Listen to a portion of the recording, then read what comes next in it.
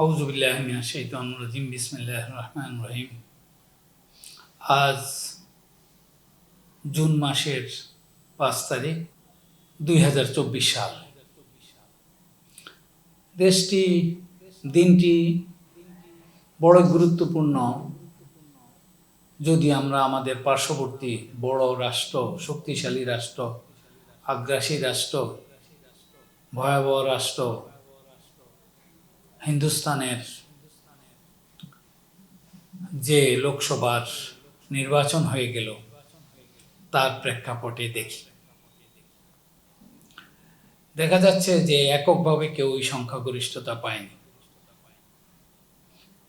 আমাদের দেশে ভোট আমরা ভুলে গিয়েছি, কিন্তু পার্শ্ববর্তী দেশ ভারত এত ভয়ঙ্কর হয়ে ওঠার আগে শুধুমাত্র গণতান্ত্রিক চর্চার জন্যেই ভারত কম ভয়ঙ্কর ছিল, তুলনামূলকভাবে অনেক কম ভয়ঙ্কর ছিল। গত ১০-১৫ বছরে হিন্দুস্তান মোদির নেতৃত্বাধীন আরএসএস এবং বিজেপির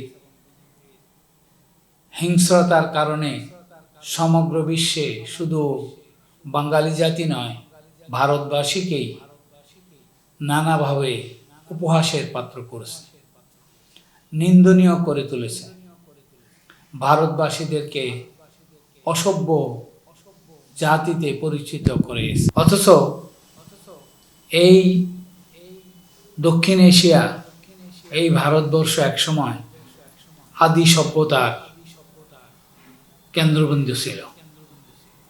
মিশরীয় সভ্যতার সাথে রীতিমতো প্রতিযোগিতা করে এই সভ্যতা বেড়ে উঠছিল। আর্য অনার্যের যে বিরোধ নিয়ে যে গল্প আমাদেরকে শোনানো হয়, এর অধিকাংশ মিথ্যা, সে বিষয়ে আমি যাব না। কিন্তু এই এলাকায় মানুষগুলো শান্তিপ্রিয় এবং অসম্ভব মেধাবী, সমগ্র বিশ্ববাসী তা জানে, এখনো মানে, কিন্তু আমাদের কাজে তার প্রতিফলন নাই। আমার সামনে আজকে নজরুল সমগ্রের ৩টা খণ্ড রয়েছে, ১৩, ১৬, ১৭। এই ৩টি খণ্ড আমি গত কয়েকদিন ধরে মনোযোগের সঙ্গে পড়ার চেষ্টা করেছি। কাজী নজরুল ইসলাম যে কত বড় মনের মানুষ ছিলেন, কত বড় দার্শনিক ছিলেন, কত বড় চিন্তাবিদ ছিলেন, কত বড় মহামানব ছিলেন, তা বাঙালি জাতি ধারণ করতে পারে নাই। পশ্চিম বাংলায় মমতা যে ভোট যুদ্ধ, রাজনৈতিক যুদ্ধ, অর্থনৈতিক যুদ্ধ চালিয়ে যাচ্ছে, তার বিরাট অনুপ্রেরণা হচ্ছে এই কাজী নজরুল ইসলাম। এই কাজী নজরুল ইসলামের একই বৃন্তে দুটি ফুল, সেটাই হচ্ছে মমতা ব্যানার্জির মূল মন্ত্র। মমতা ব্যানার্জির ম্যাজিক সম্পর্কে আমি যত ছাত্রছাত্রীদেরকে বলেছি, তারা সবাই বলেছে আমি নাকি বাড়াবাড়ি করে বলতেছি। আর মোদির পতন যে স্বাভাবিকভাবেই ঘটবে, এটাই স্বাভাবিক। তবে মোদির পতন যদি সাংঘাতিকভাবে ঘটে যেত, তাহলে ভারতে হিংস্রতা ছড়িয়ে পড়ত। ধরুন, চুরুলিয়াতে তাদের স্বরাষ্ট্র প্রতিমন্ত্রীকে হারিয়ে দিল তৃণমূলের একজন প্রার্থী। এরপরে এখন হিন্দু মুসলমান নির্বিশেষে পুরুলিয়াতে, আমি ভুল বলেছি, পুরুলিয়াতে হিন্দু মুসলিম নির্বিশেষে সকলের উপর, ঠিক বাংলাদেশে যেই রকম রাজনৈতিক সহিংসতা হয়, সেই ধরনের সহিংসতা শুরু হয়েছে। অস্ত্র উঁচিয়ে দিনের বেলায় তৃণমূলের লোকদের আক্রমণ করা হচ্ছে। যদি বিজেপি জিতে যেত পশ্চিম বাংলায়, তাহলে বাংলার রূপ পাল্টে যেত। আমরা অনেকে বাংলার মানুষের মনের কথা জানতে চাই।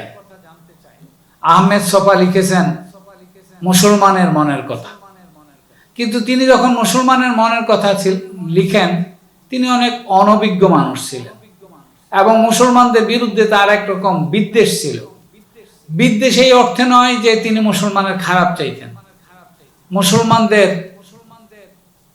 অগ্রযাত্রা হচ্ছে না, এজন্য ইসলামকেই তিনি তখন দায়ী করতেন।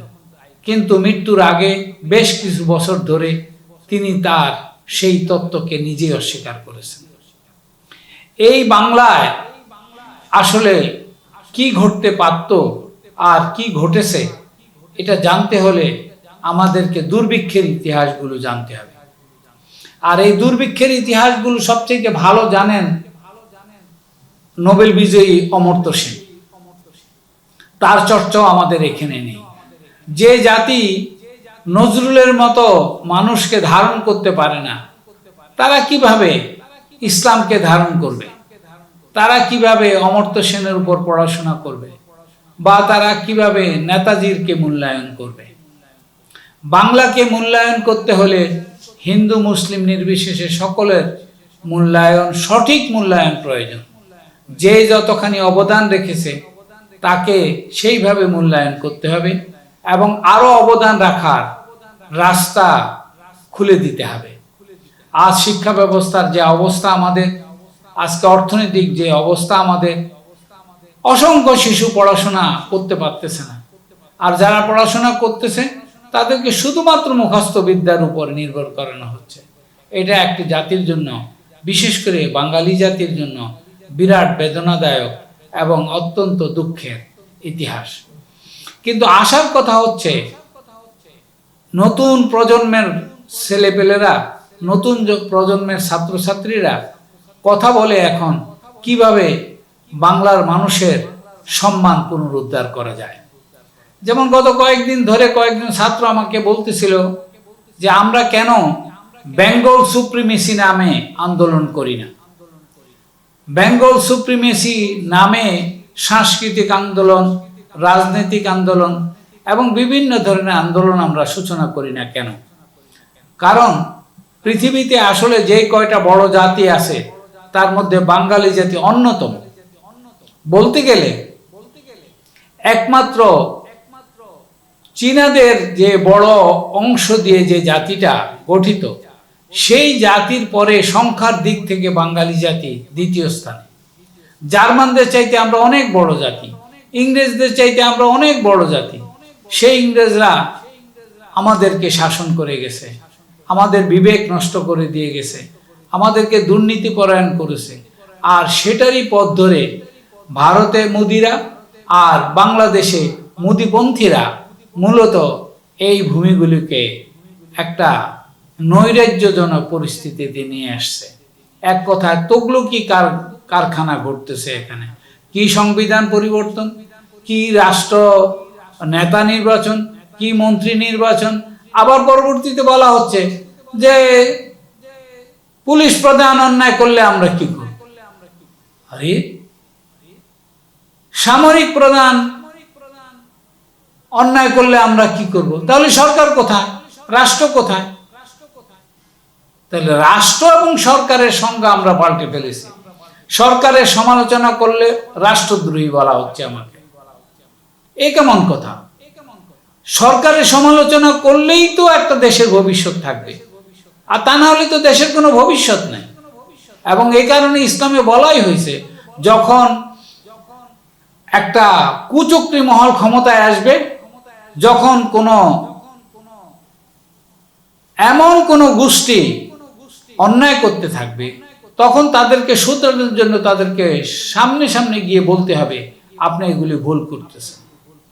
গত 30-40 বছরেও আমরা আমাদের শাসকদের সামনে গিয়ে সে কথা বলতে পারিনি যে কি কি অন্যায় করে আপনারা দেশটাকে ধ্বংস করছেন। ভারতের অবস্থা প্রায় সেই জায়গায় চলে গিয়েছিল, কিন্তু আসার কথা আজকে থেকে নতুন মোড় নেবে। এবার আর বিজেপি বা আরএসএস এককভাবে সরকার গঠন করতে পারবে না। আমি ভারতের গণতন্ত্রের ব্যাপারে আশাবাদী এবং আমাদের গণতন্ত্রের ব্যাপারেও আশাবাদী, কিন্তু আমাদেরকে হয়তো আরো কঠিন পরীক্ষার সম্মুখীন হতে হবে। অনেকেই একটা কথা বিশ্বাস করতে চায় না বা বুঝতে চায় না, বা ঢাকা কলিকাতাকে তারা একটা প্রতিযোগী, খারাপ প্রতিযোগী হিসাবে দেখে। আসলে আমরা একই বাঙালি জাতি, ভাগ হয়ে গিয়েছি। ভাগ হওয়ার সময় একে ফজলুল হকের মতো নেতা বলেছিল এটা তো পাকিস্তান তৈরি হয় নাই, এটা বিরাট গোরস্থান তৈরি হয়েছে। তার মানে সেই ভাবকে স্বাধীনতা যারা দিয়েছে বলে দাবি করে জিন্নাহ এবং গান্ধী, এরা বাঙালি জাতির প্রতি অসাধারণ বিশ্বাসঘাতকতা করেছে। গান্ধী এবং জিন্নাহ বাঙালি জাতিকে এমন জায়গায় নিয়ে গেছে যেই জায়গা থেকে এখনো বাঙালি জাতি আর মাথা তুলে দাঁড়াতে পারতেছে না। বিভিন্ন নেতা আসছে যাচ্ছে, সরকার আসছে যাচ্ছে, কিন্তু বাঙালি জাতির উন্নতি হচ্ছে না। আজকে 2 কোটি বাংলাদেশি মানুষ পৃথিবীর বিভিন্ন দেশে মানবতর জীবন যাপন করে টাকা উপার্জন করে সেই টাকা দিয়ে দেশ চালানো হচ্ছে। অর্থাৎ দেশ সম্পূর্ণরূপেই নানাভাবে পরনির্ভরশীল হয়ে গেছে। আমাদেরকে কাঁটাতার থেকে মুক্ত হতে হবে। আমাদেরকে পার্শ্ববর্তী যে সমস্ত মানুষ আছে তাদের সঙ্গে বন্ধুত্বপূর্ণ সম্পর্ক করতে হবে, তাদের সঙ্গে ব্যবসা বাণিজ্য বাড়াতে হবে। কিন্তু আমাদেরকে এখন ভারতের পণ্য বর্জন করতে হচ্ছে। ভারতের পণ্য বর্জন করার যে ডাক সাধারণ মানুষ ফিল করেছিল, এটা বেশি দিন থাকবে না। তার কারণ মানুষ অভাবগ্রস্ত মানুষের সামনে এই অবস্থা বেশি দিন বিরাজ করানো কঠিন হবে। কিন্তু ভারতের উপর আমাদের যে নির্ভরশীলতা, হিন্দুস্তানের উপর আমাদের যে নির্ভরশীলতা এবং হিন্দুস্তানের কর্তৃত্ববাদী যে শাসক ব্যবস্থা আমাদের উপর চেপে বসেছে, এইটা থেকে আমাদেরকে অবশ্যই নিজেদেরকে উদ্ধার করতে হবে। আর এই উদ্ধার করার জন্য আমাদের নতুন প্রজন্ম আমি মনে করি যথেষ্ট জ্ঞানী, যারা এখন বলতেছে যে বেঙ্গল সুপ্রিমেসি নামে আন্দোলন করতে হবে, যারা বলতেছে যে বাংলার মানুষকে একে অপরের সহযোগী হইতে হবে, তা না হলে দিল্লির বিরুদ্ধে, গুজরাটের বিরুদ্ধে আমরা টিকে থাকতে পারবো না। এই যে প্রজন্ম, এই প্রজন্ম চোখ কান খোলা রেখে এইসব চিন্তা করতেছে। কিন্তু গতানুগতিক ধারা যারা ইসলামপন্থী, গতানুগতিক ধারা যারা বামপন্থী, তারা কিন্তু এসব বুঝবে না, তারা বুঝতে চাইবেও না। তারা অন্ধের মতো আবার কাঁটাতারের বেড়ার ভিতরে থেকেই নিজেদের স্বাধীনতার স্বপ্ন দেখবে। আসলেই এই তথাকথিত ইসলামপন্থী রাজনীতি, তথাকথিত কট্টরপন্থীতার যেমন ভবিষ্যৎ নেই, তেমনি বামপন্থীদেরও ভবিষ্যৎ নেই। এক মমতা 34 বছরের বামদের যে রাজত্ব সেটাকে ছারখার করে দিয়েছে। তারা 34 বছর সময় পেয়েছিল পশ্চিম বাংলাকে উন্নত করার, কিন্তু তারা কিছুই করে নাই। এবং এই জিনিসগুলো, এই কথাগুলো কবি নজরুল কিভাবে 100 বছর আগে এত সুন্দর করে বুঝাতে পেরেছে তা অবিশ্বাস্য। আমি 2-1টা কথা এখানে আপনাদের পড়ে শোনাচ্ছি। মরণের সম্মুখে দাঁড়াইয়া নির্ভীক বীর একে একে গভর্নমেন্টের অভিযোগের এক একটি লইয়া উত্তর দিতে লাগিলেন। এমন কোনো আইরিশ নাই যে সে বক্তব্য পুনঃ পুনঃ পড়ে নাই। তিনি বলিলেন, যদি শুধু মরিতে হইত তবে তিনি নতমস্তকে সে দণ্ড গ্রহণ করিতেন, কিন্তু যে দণ্ড তাহার দেহ ছিন্ন করিবে তাহা যে শুধু তাহা করিয়াই ক্ষান্ত হইবে না, তাহা তাহার চরিত্রে আদর্শে কালিমা লেপন করিতে চেষ্টা করিবে। তাহার আদর্শের অপমান তিনি কিছুতেই সহ্য করিতে পারিবেন না। এই যে দেশপ্রেমিক মানুষ, সেই দেশপ্রেমিক মানুষ এখন কোথায়? দেশপ্রেমিক মানুষের সংখ্যা এত কমে গেল কেন? এজন্য কি সাধারণ মানুষকে দায়ী করা যাবে? আমি মনে করি না। এই মানুষগুলোকে আমরা দেয়ালে পিঠ থেকে দিয়েছি, তারপরে তাদের উপরে অত্যাচার করতেছে। দেওয়ালে পিঠ ঠেকে দিলে পরে মানুষ কি করে? সে অন্তত হাত পা ছুড়বে, কিন্তু সে হাত পা ছোড়ারও রাস্তা এখন বন্ধ করে দেওয়া হয়েছে। কাজেই আমাদেরকে, আমি সবাইকে অনুরোধ করব নজরুলকে অনুধাবন করতে। এই জাতি যদি নজরুলকে ধারণ করতে না পারে, এই জাতি যদি নজরুলকে বুঝতে না পারে, হিন্দু মুসলমান নির্বিশেষে, তাহলে সাম্য গড়ে তোলা এখানে অসম্ভব হয়ে পড়বে। হিন্দু মুসলিমের মধ্যে ভালো সম্পর্ক গড়ে তোলাও অসম্ভব হয়ে পড়বে। দুই বাংলার মানুষেরই নজরুল সাধনায়, নজরুল থেকে শিক্ষা নিয়ে অগ্রসর হতে হবে। আজকে আমরা এমন এক ক্রান্তি লগ্নে দাঁড়িয়ে আছি যখন বিশ্বায়নের যুগ, অথচ আমরা কাঁটাতারে বন্দী। বিশ্বায়নের যুগ, অথচ আমাদেরকে সকল ধরনের খাবারের মধ্যে বিষাক্ত জিনিস দিয়ে খাওয়ানো হচ্ছে। এর জন্য শুধুই কি ভোক্তাদের দায়ী করা যাবে, না ব্যবসায়ীদের দায়ী করা যাবে? কোন এক শ্রেণী দায়ী? পুরো সমাজ দায়ী। বাঙালি সমাজের মন বোঝার জন্য, বাঙালি সমাজের শুধু অস্তিত্ব নয়, এর গৌরবোজ্জ্বল ইতিহাস পুনরুদ্ধারের ক্ষেত্রে আমাদেরকে দেখতে হবে যে 200, 250, 300 বছর আগেও বাঙালি সমাজ এত খারাপ ছিল না, এবং হঠাৎ করে একদিনে তারা খারাপ হয়ে যায়নি। আজকে আমরা যে পরিমাণ খারাপের মধ্যে আছি, তাতে কি পরিমাণ খারাপের মধ্যে আছি, আমাদের বুদ্ধিজীবীদের অবস্থা কি? যেমন বিখ্যাত এক বুদ্ধিজীবী বলতেছে, অমর্ত্য সেন তো অর্থনীতির কিছু বোঝে না। তারপরে চমস্কি তো ভাষার কিছু বোঝে না। মানে আমাদের মধ্যে অদ্যুত্বপনা। রবীন্দ্রনাথ তো কি রস্যিকার দিয়ে লিখবে না দিকিকার দিয়ে লিখবে সেটাই জানে না। এই যে উদ্ধত্তপনা, এই যে অহংকারী মনোভাব, এই যে অকৃতজ্ঞতা শুধু নয়, অবহেলা বড়দেরকে, সম্মানী লোকদেরকে, সেটা রবীন্দ্রনাথ ঠাকুরই হোক আর নজরুল ইসলামই হোক, তাদের অবদানকে যারা অস্বীকার করবে তারা বাংলার মানুষের শত্রু। একথা বুঝতে হবে। এখন তাদের মধ্যে অনেক ভুল ত্রুটি থাকতে পারে। হ্যাঁ, রবীন্দ্রনাথের, নজরুলের মতো অত বড় মনের পরিচয় দিতে পারে না হিন্দু মুসলমানের ক্ষেত্রে, কিন্তু সেটা তার অবস্থা। কিন্তু তাই বলে তাদের দুইজনের মধ্যেও তো কোনো খারাপ সম্পর্ক ছিল না। হ্যাঁ, নজরুল অনেকভাবে বঞ্চিত হয়েছে, নজরুলকে আমরা ধরতে পারিনি, কিন্তু তার ভাগ্য আস্তে আস্তে, তার লেখা আস্তে আস্তে মানুষের মধ্যে প্রচারিত হচ্ছে। তাহলে দেখা যাচ্ছে প্রকৃতিতে একটা বিচার আছে। এই যে প্রকৃতির বিরুদ্ধে আমরা গত 100 বছর ধরে এত অন্যায় অবিচার করতেছি, প্রকৃতি কিন্তু সেটা প্রতিশোধ নিতে শুরু করেছে। আজ আমরা গরমে বাঁচতে পারতেছি না, ঠান্ডায় বাঁচতে পারতেছি না, আজকে আমরা নদীর ভাঙ্গনে বাঁচতে পারতেছি না, আজকে হিমালয় আমাদেরকে আরো চাপে বঙ্গোপসাগরের দিকে পাঠানোর চেষ্টা করতেছে। কারো কারো মতে হিমালয় মাঝখানে ভেঙেও যেতে পারে, কারো কারো মতে ভারতের মাঝখানে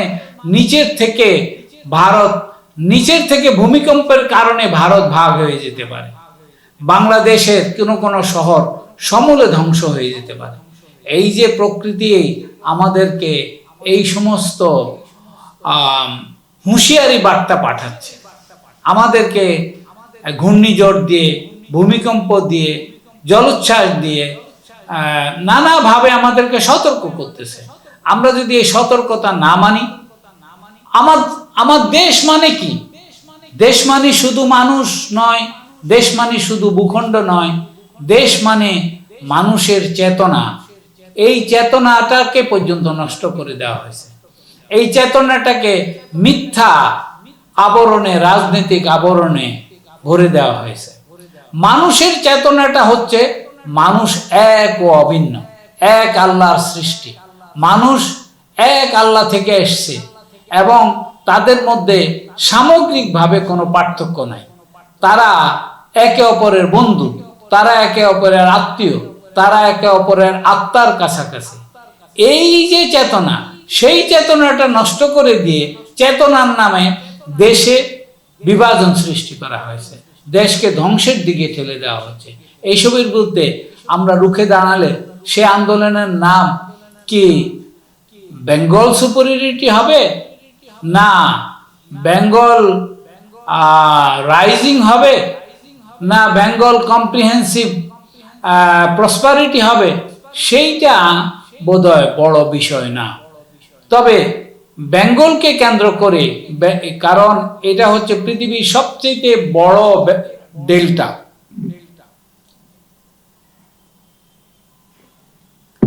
পৃথিবীতে কোথাও এত বড় বদ্বীপ নাই, যত বদ্বীপ বড় বদ্বীপ আছে এখানে।